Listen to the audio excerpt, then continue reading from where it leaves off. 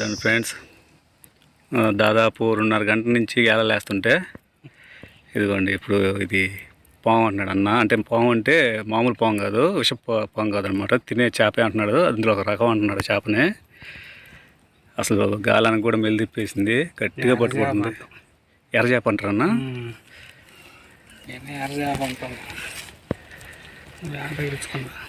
ఎట్టది ఎన్న బట్టి నాకు ఈ చేప దానికి గాలం తీయటం, చిక్కు తీయటం సరిపోయింది. లేకపోతే అది గ్యాప్ కూడా ఇయట్లేదు.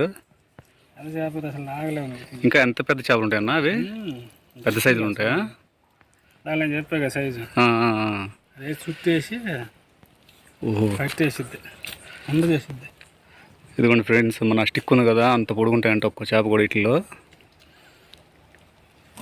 ఇదిగోండి చూడండి, ఎవరన్నా చూస్తే తెలియని